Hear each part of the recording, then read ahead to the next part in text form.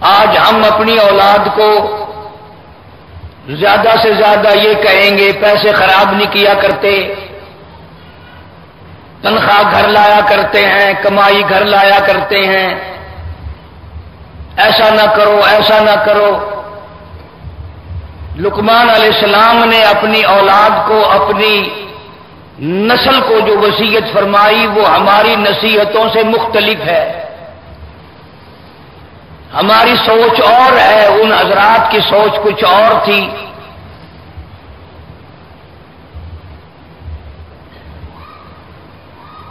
لقمان علیہ السلام نے سب سے پہلے وہی اہم بات کی جو سارا قرآن ہر جگہ کرتا چلا آ رہا ہے، اور ہر پیغمبر، ہر نبی، ہر رسول نے اپنی قوم کے سامنے وہی بات رکھی۔ کئی مرتبہ یہ سوچتا ہوں کہ کیا سارے نبیوں کا ایک ہی وظیفہ ہو گیا؟ سارے رسولوں، سارے نبیوں کی ایک ہی بات ہو گئی؟ اسی وجہ سے معلوم ہوتا ہے، اسی لیے کہ لا الہ الا اللہ محمد الرسول اللہ، یہ جو لا الہ الا اللہ ہے، اسی کے لیے تو ساری کائنات بنی۔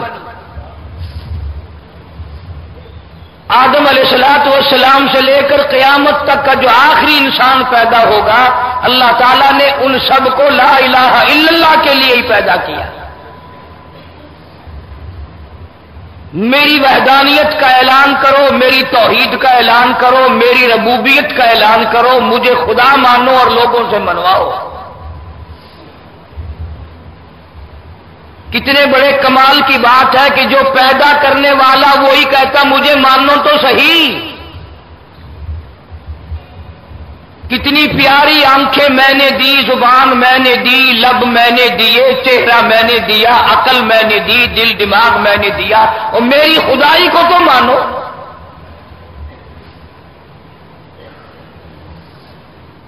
آج لوگ چار پیسے ہوئے نہیں اور خدا کی خدائی دماغ سے نکل جاتی ہے، نہ پھر شکر کی توفیق ہوتی ہے، نہ پھر سوچنے کے لیے وقت باقی رہتا ہے۔ وہی ورد اور وہی وظیفہ جو ہر نبی نے اپنے دور میں اپنی قوم کے سامنے دہرایا، لقمان علیہ السلام نے اپنی اولاد کے سامنے دہرایا۔ فرمایا وَلَقَدْ آتَيْنَا لُقْمَانَ الْحِكْمَةَ أَنِ اشْكُرْ لِلَّهِ۔ اللہ پاک فرماتے ہیں میں نے لقمان علیہ السلام کو حکمت دی، دانائی دی، عقل دی، فہم دیا، ادراک دیا، شعور دیا، سمجھ دی۔ ان اشکر للہ ومن یشکر فانما یشکر لنفسی۔ فرمایا جو اللہ تعالیٰ کا شکر ادا کرے گا وہی ہر چیز کو پہچانے گا۔ بڑی بات لقمان علیہ السلام نے وہی فرمائی، اذ قال لابنہ یا بنی لا تشرک باللہ۔ او میرے بیٹے، او میری اولاد، او میرے نور نظر، او میرے لخت جگر، اللہ کی ذات و صفات میں کبھی کسی کو شریک نہ ٹھہرانا۔ یا بنی لا تشرک باللہ۔ اللہ کی ربوبیت میں، پیدائش کے معاملے میں، موت کے معاملے میں، عزت و ذلت کے معاملے میں تمام چیزوں کا اختیار اسی کو اور کسی کو نہیں۔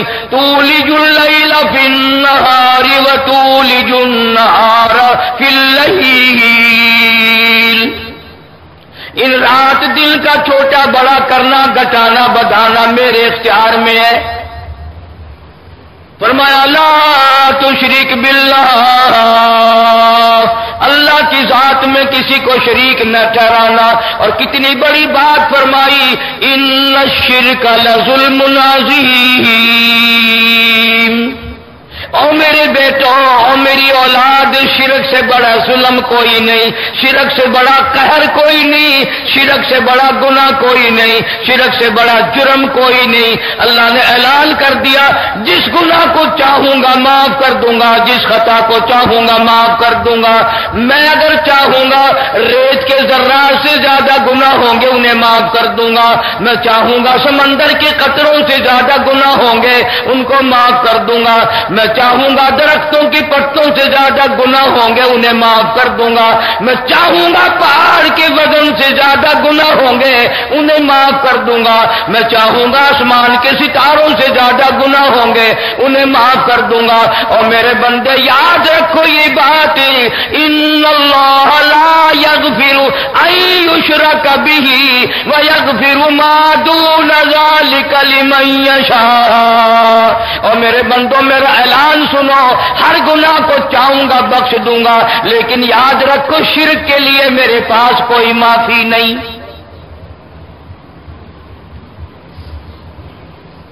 فرمایا ان الشرک لظلم عظیم۔ اور میرے بیٹے شرک بڑا ظلم ہے، شرک بڑا بھاری گناہ ہے، شرک بڑا قہر ہے، ناقابل معافی گناہ ہے۔ فرمایا وَوَصَّيْنَا الْإِنسَانَ بِوَالِدَيْهِ، والدین کا احسان ہر وقت ماننا، وہ دنیا سے چلے جائیں پھر بھی ان کا احسان ماننا۔ ماں باپ کا احسان آدمی کو تا زندگی ماننا چاہیے، تا زندگی ان کو یاد رکھنا چاہیے۔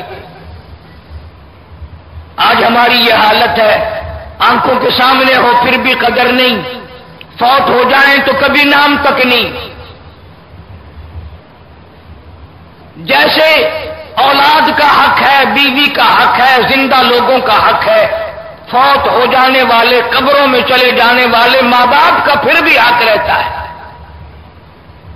ارشاد فرمایا مدنی کریم صلی اللہ تعالی علیہ وسلم نے اچھا آدمی ہونے کی علامت یہ ہے، نیک آدمی کے ہونے کی علامت یہ ہے وہ اپنے ماں باپ کے لیے ہر وقت بخشش کی دعا مانگتا ہو۔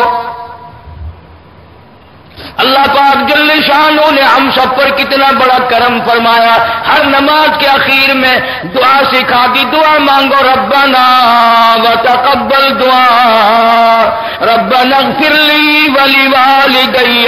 اللہ فرماتے ہیں سلام پھیرنے سے پہلے اپنی ماں کے لیے مجھ سے بخشش کا سوال کر، اپنے باپ کے لیے مجھ سے بخشش کا سوال کر۔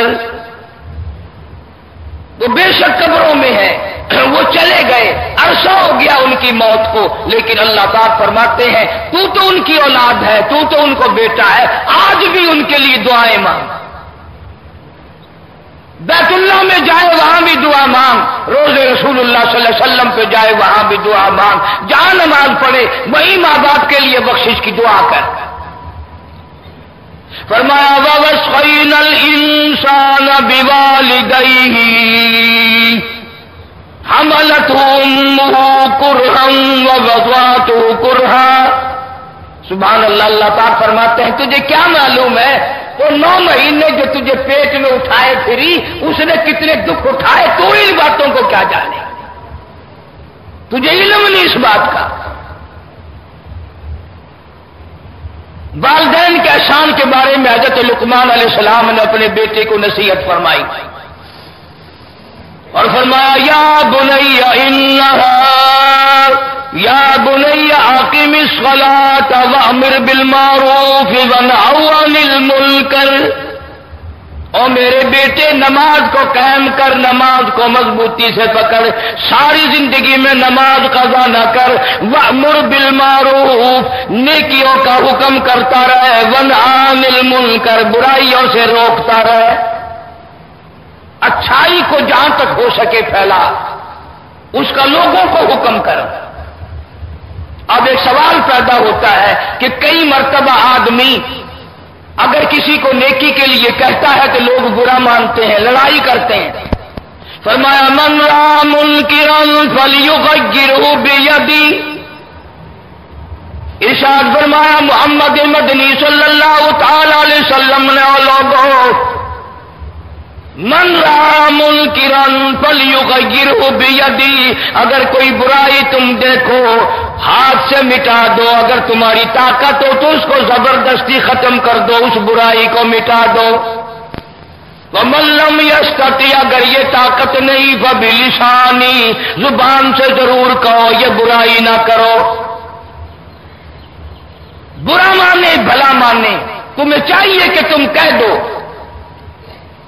اور اگر تم ایسا نہ کرو گے تو جب خدا کا عذاب آئے گا، خدا کا جب قہر آئے گا، خدا بند کریم کی طرف سے جب غضب آئے گا تو اللہ پاک کا اعلان ہے پھر وہ برا نیکی کرنے والا بھی نہیں بچے گا، وہ بیچ میں آئے گا۔ اس نے منع کیوں نہیں کیا، وہ رکاوٹ کیوں نہیں کرتا تھا؟ یہی وجہ ہے کہ آج ہم لوگ کرتے، لوگ کہتے ہیں کہ ہمیں کیا لینا، کوئی جس طرح کر رہا وہ کرتا رہے۔ فرمایا یا بنیا کہ مصلاح، نماز کو قائم کر، وامر بالمعروف وانہی عن المنکر، برائی سے منع کرتا رہے، نیکیوں کا حکم کرتا رہے۔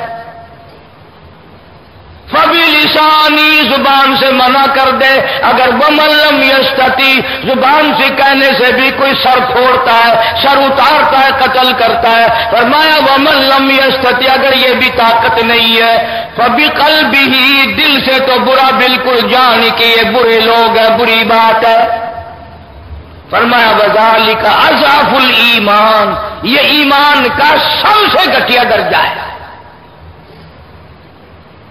ایک آدمی گزر رہا ہے، کنجری کا گانا ہو رہا ہے، کم سے کم دل میں تو یہ جانے کہ یہ لوگ بدماشی میں لگے ہوئے ہیں، بہت ممکن ہے کہ ان کا ایمان پہ خاتمہ بھی نہ ہو، اسے منع کرتا ہوا چلے، کم سے کم دل میں اس کو برا جانے، اور اگر دل سے برا نہیں جانتا تو فرمایا کہ پھر رائی کے دانے کے برابر بھی ایمان نہیں ہے۔ کسی قسم کی برائی ہو، نشے کی برائی ہو، حرام خوری کی برائی ہو، کوئی برائی بھی ہو، جو اس کو برا نہیں جانتا، حدیث پاک کا فیصلہ ہے، محمد کریم صلی اللہ علیہ وسلم نے فرما دیا، پھر اس کے اندر رتی کے برابر بھی ایمان نہیں ہے۔ اور یہ پتہ اس وقت چلے گا جب موت کا جھٹکا لگے گا ایمان ہے کہ نہیں۔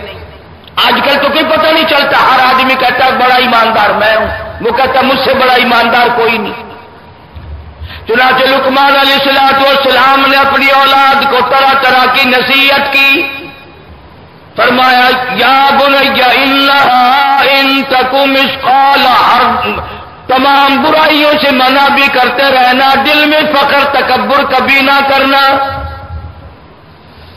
ارشاد فرمایا مدنی کریم صلی اللہ تعالی علیہ وسلم نے جس کے اندر تکبر ہوگا، رائی کے دانے کے برابر بھی فخر ہوگا، جنت میں جانا تو درکنار جنت کی ہوا بھی نصیب نہ ہوگی۔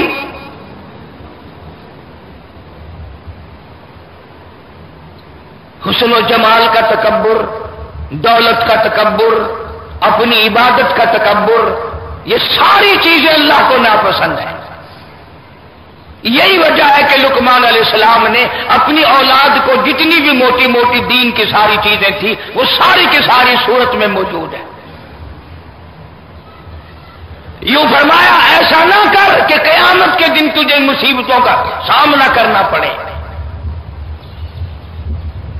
اور اخیر میں اللہ پاک نے فرما دیا یا ایھا الناس اتقوا ربکم واخشوا یوما لا یجزی والد عن ولدہ ولا مولود هو جاز عن والدہ شیئا، اور لوگوں ڈرو اس وقت سے جب کوئی کسی کے کام نہ آئے، اولاد کام نہ آئے گی، ماں باپ کام نہ آئیں گے ذرہ برابر۔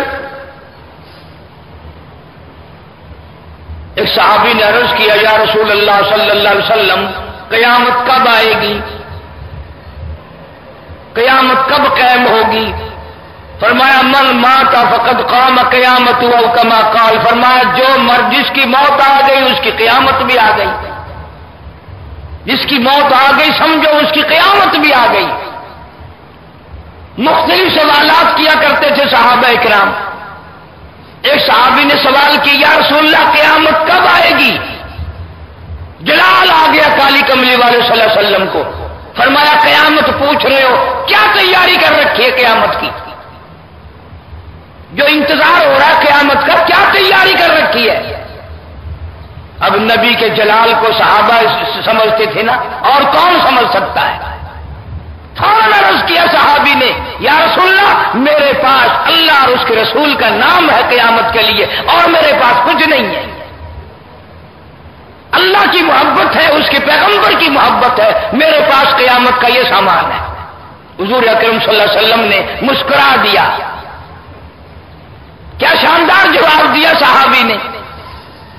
ہم قیامت کا انتظار کر رہے ہیں مار کھانے کے لیے، صحابہ کرام انتظار کرتے تھے قیامت کے دن اللہ سے ملاقات کرنے کے لیے. 5 چیزیں اللہ پاک نے سورت کے اخیر میں ذکر فرمائی کہ ان 5 چیزوں کا کسی کو پتہ نہیں، کوئی نہیں جانتا کہ ان 5 معاملات کے اندر کیا بنے گا اور کیا ہوگا. ساری سورت لقمان کا خلاصہ ان 5 آیتوں میں اخیر میں اللہ پاک جل شانہ نے دوہرا دیا. پوری سورت میں جو مضمون تھا وہ 5 آیتوں میں دوہرا دیا. علماء کرام نے لکھا ہے، غالباً امام مالک رحمت اللہ علیہ کے زمانے میں خلیفہ منصور ایک بادشاہ گزرا ہے، مسلمان بادشاہ تھا. اس کے دل میں یہ بڑی حسرت تھی، بڑی تمنا تھی، بڑی آرزو تھی کہ مجھے پتہ چل جائے موت میری کب آئے گی، کتنی عمر باقی ہے، کتنی میری زندگی باقی ہے. بادشاہ ہو کر اس کے دل میں یہ آرزو تھی، یہ حسرت تھی، یہ تمنا تھی کہ مجھے علم ہو جائے میری زندگی کتنی باقی ہے تاکہ میں زیادہ نیکیاں جمع کروں. تو ایک دن خواب دیکھا اور خواب میں ایک بڑا خوبصورت آدمی دیکھا. تو خلیفہ منصور نے پوچھا تو کون ہے؟ وہ کہنے لگا میں ملک الموت ہوں، اسرائیل ہوں علیہ السلام. انہوں نے کہا ٹھیک، تیرے سے تو بڑا لازمی کام ہے، مدت ہوگی تیرا انتظار کرتے کرتے، ایک کام پڑ گیا تجھ سے. پوچھا کیا کام ہے؟ کہ تو ہی تو موت کا جھٹکا لگائے گا، تو ہی تو ملک الموت ہے، ذرا بتا تو صحیح میری عمر کتنی باقی ہے، میری زندگی کتنی باقی ہے. حضرت اسرائیل علیہ السلام نے اس کو یوں 5 انگلیاں دکھا دی اور غائب ہو گئے. 5 انگلیاں دکھا دی. اب بادشاہ بڑا پریشان، بڑا حیران کہ 5 سے کیا مطلب؟ 5 گھنٹے مراد ہیں، 5 دن مراد ہیں، 5 مہینے مراد ہیں. صبح اٹھ کر کے لوگوں سے تعبیر پوچھنی شروع کی خواب کی کہ میں نے ایسے ایسے خواب دیکھا ہے، اس 5 کا کیا مطلب؟ آج کل کا زمانہ اگر ہوتا تو یوں کہہ دیتے لوگ اس سے مراد 5 تن پاک ہے، 5 تن سے جا کے پوچھ لے. لیکن وہ اور زمانہ تھا. خلیفہ منصور نے جب صبح ایک سے پوچھا، وہ بڑا کڑوے مزاج کا مولوی تھا، وہ کہنے لگا بس جی تیاری کرو 5 گھنٹے رہ گئے. انہوں نے کہا یار تو نے تو بالکل ہی دم نکال دیا. پھر ایک اور سے پوچھا، اس نے کہا جی 5 دن باقی رہ گئے. پھر ایک اور سے پوچھا، اس نے کہا جی نہیں اتنا جلدی نہیں، بلکہ 5 مہینے مراد ہے، 5 مہینے آپ ٹھیک ٹھاک زندہ رہیں گے. پھر ایک اور سے پوچھا، اس نے کہا جی 5 سال آپ کہیں نہیں جاتے، 5 سال تک ٹھیک ٹھاک ہے آپ. پوچھتا پوچھتا پھر یہ جو سرکاری مولوی ہوتے ہیں نا، ان کی حیثیت کچھ اور ہوا کرتی ہے. وہ بادشاہوں کو خوش رکھتے ہیں، جبھی تو بادشاہوں سے دولت مارتے ہیں. وہ کہنے لگا جی واہ واہ، کسی نے 5 گھنٹے کہے، کسی نے 5 مہینے کہے، 5 دن کہے، 5 سال کہے. اصل تعبیر تو میں بتاؤں گا، 500 سال آپ کہیں نہیں جاتے. جب تک ایسی بات نہ کرو بادشاہ خوش نہیں ہوتے نا. مطلب کی بات کرو تو ہر بڑا آدمی خوش ہوتا ہے. یہ جتنے بڑے بڑے دولت مند افسر، یہ بڑے بڑے امیر لوگ ہوتے ہیں نا، اگر ان کے سامنے بیٹھ کے شریعت کی بات کرو، قرآن کی بات کرو، ایسے سنیں گے جیسے پتھر سن رہا ہو، ہاں نہ کچھ نہیں کریں گے۔ اور جب ان کے مطلب کی بات کرو گے یوں انگڑائی لے گا جیسے جنگل میں شیر انگڑائی لیتا ہے۔ ہاں کیا فرما رہے تھے آپ؟ جو مطلب کی بات ہوگی وہ سنائی دے جائے گی، قرآن کی بات نہیں سنے گا، نبی پاک صلی اللہ علیہ وسلم کے فرمان کی بات نہیں سنے گا۔ اور جس نے 500 سال کا نام لیا نا، بادشاہ بڑا خوش ہوا، انہوں نے کہا لو جی 500 سال کی گارنٹی مل گئی، بڑی دیر میں آئیں گے 500 سال، اتنا مزے کریں پھر دیکھی جائے گی جو کچھ ہوگی۔ نگر تسلی پھر بھی نہ ہوئی کہ یہ 500 سال کہنے والا کبھی پیسے لینے کے لیے نہ مار رہا ہوگا، تو سارا دولت کا چکر تو ہوتا ہے۔ وہ چلتے چلتے امام مالک رحمت اللہ علیہ کو بلا لیا اور بلا کے پوچھا کہ مجھے تو مولویوں نے مار دیا، جو کسی نے تو میری جان ہی نکال دی کہ 5 گھنٹے رہ گئے، خیر وہ گھنٹے تو گزر گئے، کسی نے 5 دن کا کہا میری جان نکلنے کو ہو رہی ہے، کسی نے 5 مہینے کا بتایا، کسی نے 5 سال کا بتایا، کسی نے 500 سال کا نام لے دیا۔ امام مالک رحمت اللہ علیہ فرمانے لگے سب کے سب نے جھوٹ بولا، 5 گھنٹے بھی مراد نہیں، 5 دن بھی مراد نہیں، 5 مہینے بھی مراد نہیں، 500 سال بھی نہیں، بلکہ اسرائیل علیہ السلام نے 5 انگلیاں تجھے دکھائی۔ اس کا یہ مطلب ہے سورۃ لقمان کی آخری 5 آیتوں کی طرف اشارہ کر دیا فرشتے نے کہ یہ تو نے وہ بات پوچھ لی جو 5 میں سے ایک ہے، ان 5 کا تو مجھے بھی کوئی علم نہیں۔ یہ تو نے وہ بات پوچھ لی، مجھے بھی علم نہیں، جب حکم ہوتا ہے فلاں کی جان نکال میں اس وقت نکالتا ہوں، اس سے پہلے مجھے کوئی پتہ نہیں ہوتا کس کا وقت کب آئے گا۔ پھر بادشاہ کی سمجھ میں آئی بات کہ یہ ان 5 میں سے ایک ہے۔ فرمایا ان اللہ عندہ علم الساعۃ، اللہ کی ذات جانتی ہے قیامت کب قائم ہوگی، کس وقت قائم ہوگی، کس سال میں قائم ہوگی۔ ان اللہ عندہ علم الساعۃ، کوئی نہیں جانتا ٹھیک وقت، کسی کو معلوم نہیں، البتہ محمد عربی صلی اللہ تعالی علیہ وسلم نے نشانی بتلائی، جمعے کا دن ہوگا، محرم کی 10ویں تاریخ ہوگی۔ اس لیے اللہ والے ہر جمعرات کو زیادہ سے زیادہ عبادت کرتے ہیں، کئی صبح کو قیامت قائم نہ ہو جائے۔ ہر چیز میں اللہ پاک نے حکمت رکھی ہے، ہم تو نہیں جانتے۔ اب جمعے کی جو عید بنی، مولویوں کے بھی ذمہ عذاب آ گیا، پڑھنے کے ذمہ عذاب آ گیا کہ عید بھی پڑھو جمعہ بھی پڑھو، لیکن حدیث پاک میں آتا ہے کہ جب ایسا ہو جائے تو یوں سمجھو خصوصی طور پر بخشش کا دن ہے۔ ایک تو عید کا دن، شکریہ کا دن، لیلۃ الجائزہ کا دن، اور دوسرے جمعے کا دن، 2 برکتیں جمع ہو گئی۔ حضور نے فرمایا جمعے کے دن ایک گھڑی ایسی آتی ہے جو دعا کرو وہی منظور ہوتی ہے۔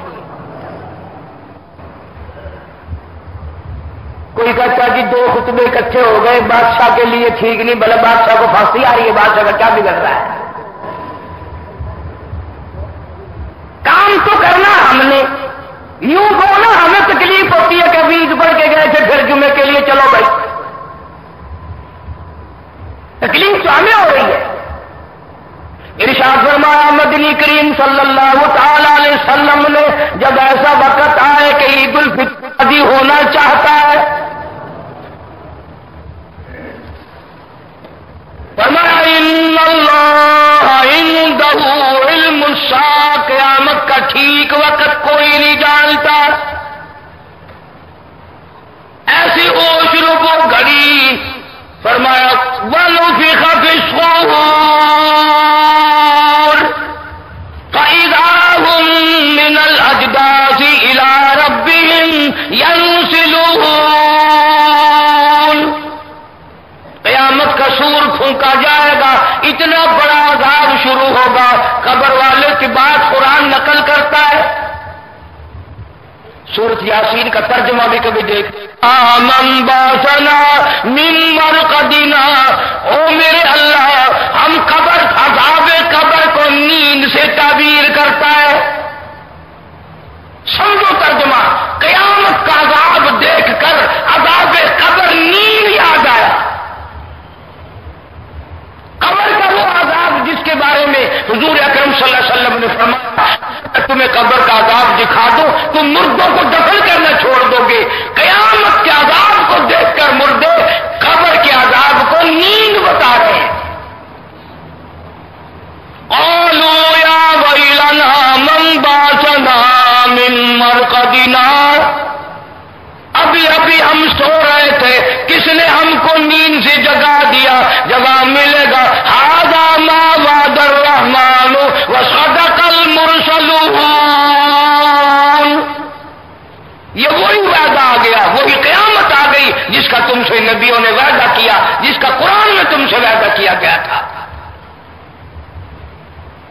تو ان 5 چیزوں میں سے ایک تو یہ چیز آ گئی کہ قیامت کا ٹھیک وقت کسی کو علم میں نہیں تھی. اور فرمایا وَيُنَزِّلُ الْغَيْثَ، کوئی نہیں جانتا بارش کس وقت ہوگی، کہاں ہوگی، کتنی ہوگی. وَيَعْلَمُ مَا فِي الْأَرْحَامِ، کسی کو پتا نہیں عورت کے پیٹ میں لڑکا ہے کہ لڑکی ہے، کوئی نہیں جانتا. فرمایا وَمَا تَدْرِي نَفْسٌ مَاذَا تَكْسِبُ غَدًا، کسی کے علم میں نہیں کل کیا بنے گی، کل میری ساتھ کیا ہو جائے گا، کل کیا مصیبت پیش آئے گی، کل کیا اچھائی پیش آئے گی، کوئی نہیں جانتا. اگر یوں علم ہو تو ایکسیڈنٹ سے بچنے کے لیے اس راستے سے بندہ جاوے ہی نہ. اگر یوں علم ہو ملک چھوڑ کر چلا جائے، ادھر سے ادھر آدمی ہو جائے، کسی کو پتہ چل ہی نہیں سکتا. وما تدری، ملک چھوڑ کر چلا جائے، ادھر سے ادھر آدمی ہو جائے، کسی کو پتہ چل ہی نہیں سکتا. وما تدری نفس ماذا تکسب غدا، کسی کے علم میں نہیں شام کو کیا ہوگا، صبح کیا ہوگا. فرمایا وما تدری نفس بأي أرض تموت، کوئی نہیں جانتا موت کس جگہ پہ آئے گی. کسے معلوم ہے سمندر میں آئے گی، خشکی میں آئے گی، ہوائی جہاز میں آئے گی، یا زمین پہ آئے گی، آپریشن روم میں موت آئے گی، یا تڑپ تڑپ کر سڑک پہ ایکسیڈنٹ میں موت آئے گی، یا بیوی بچوں کے سامنے تڑپ تڑپ کے مرنا پڑے گا، بنگلہ دیکھتے ہوئے موت آئے گی، یا کوٹھی کو دیکھتے ہوئے موت آئے گی، یا خداوند کریم کا قرآن دیکھتے ہوئے موت آئے گی، کلمہ پڑھتے ہوئے موت آئے گی، یا شراب پیتے ہوئے موت آئے گی، اللہ کی ذات جانتی ہے. فرمایا وما تدری نفس بأي أرض تموت، اسی لیے حکم ہے کہ چلتے پھرتے اٹھتے بیٹھتے لا الہ الا اللہ محمد رسول اللہ کی عادت بناؤ، مزاج بناؤ، طبیعت بناؤ، تاکہ دم نکلتے وقت بغیر سوچے منہ سے کلمہ نکل جائے. جو فرمایا من قال لا الہ الا اللہ دخل الجنہ او کما قال النبی صلی اللہ علیہ وسلم. حضور نے فرمایا جس آدمی کا آخری لفظ دنیا میں لا الہ الا اللہ محمد رسول اللہ ہو، حضور فرماتے میں ضامن ہوں وہ جنت میں جائے گا. تب بد نصیب لوگ ہم ہیں، گالیاں منہ سے نکلتے ہوئے موت آ رہی ہیں، گیت گاتے ہوئے موت آ رہی ہے، پتہ نہیں دنیا کی کیا کیا گپیں کرتے ہوئے موت آ رہی ہے، بے ہوشی میں موت آ رہی ہے، کلمہ نصیب نہیں. فرمایا ان اللہ علیم خبیر، ان ساری چیزوں کے جاننے والا میں ہوں، میرے سوا کوئی نہیں. کیوں؟ اس لیے قیامت کے دن بھی میرا اعلان ہوگا لمن الملک اليوم، ہے کوئی بادشاہ آج دم مارنے والا؟ کون حکمراں ہے؟ آؤ سامنے بادشاہ، کہاں گئے؟ فرمایا للہ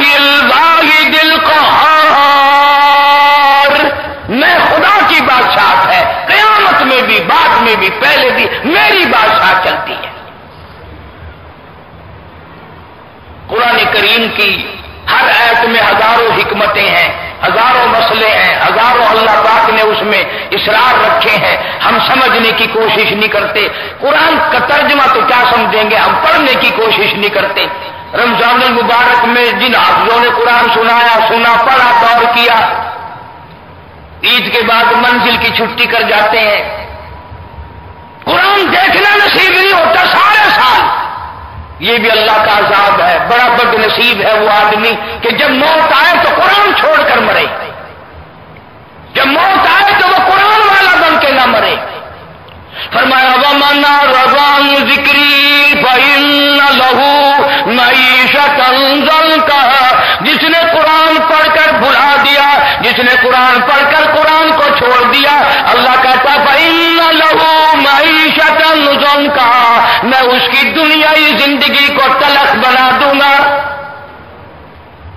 دنیا کی زندگی کڑوی ہو جائے گی، دنیا میں کوئی مزہ نہیں آئے گا۔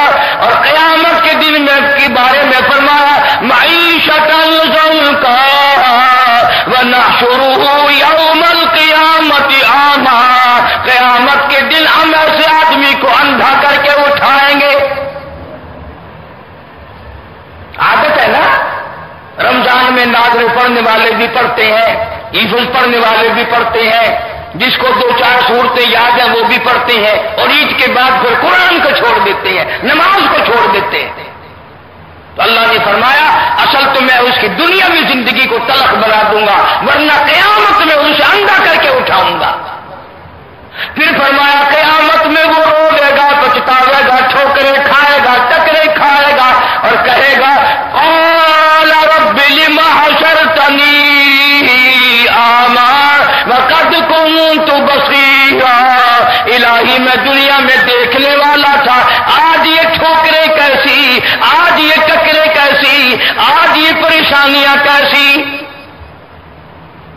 آواز آئے گی قال كذلك اتتك آیاتنا فنسیتها، تجھے یاد ہوگا میرا قرآن تیرے پاس آیا، میرا قرآن تیرے گھر میں رکھا رہا، میرا قرآن تیری چارپائی کے پاس تھا، میرا قرآن تیرے کمرے میں تھا، فنسیتها، تو نے میرے قرآن کو بھلایا، میرے قرآن کو ٹھکرایا، وکذالک الیوم تنسیٰ، آج میں نے تجھے بھلا دیا۔ اس وقت تو نے میرے قرآن کی پرواہ نہ کی، آج مجھے تیری پرواہ نہیں۔ اس لیے جتنا ہو سکے ایک پائیا کیوں نہ ہو، ایک رکو کیوں نہ ہو، جو قرآن ناظرے یہی پڑھنا جانتا ہے وہ قرآن کا دیدار روزانہ کیا کرے۔ حدیث پاک میں ارشاد ہے، حضور اکرم صلی اللہ علیہ وسلم نے فرمایا جیسے زمین والوں کو چاند سورج نظر آتے ہیں، آسمان والوں کو وہ گھر، وہ جگہ جہاں قرآن کی تلاوت کی جاتی ہے یوں ہی نظر آتے ہیں جیسے آسمان زمین والوں کو سورج چاند نظر آتے ہیں، آسمان والوں کو وہ گھر چاند سورج کی طرح نظر آتا ہے۔ عورتوں کی عادت بھی یہی بن گئی کہ رمضان آیا تو ذرا اچھی تلاوت کر لی، اور عید گئی تو پھر قرآن کی بھی چھٹی، تو لہذا قرآن کو چھوڑنے والے ہو کے نہ مرو، بے نماز بن کے نہ مرو۔ مسلمانوں کی عادت ہوگی بے نماز بن کے مرنا، بیماری آئی نہیں 8 دن پہلے بے نماز ہو جائے گا، مہینہ پہلے بے نماز بن جائے گا، 1 دن پہلے لازمی بے نماز ہو کے مرے گا۔ اور خاتمے کا اعتبار ہے، ساری زندگی کی نیکیاں ختم ہو جاتی ہیں اگر مرتے وقت آدمی نماز کو چھوڑ کے مر جائے۔ مولانا محمد یوسف صاحب سب کا جو رحمت اللہ علیہ تبلیغی جماعت کے امیر، شیخ الحدیث مولانا محمد زکریا صاحب رحمت اللہ علیہ کے داماد تھے۔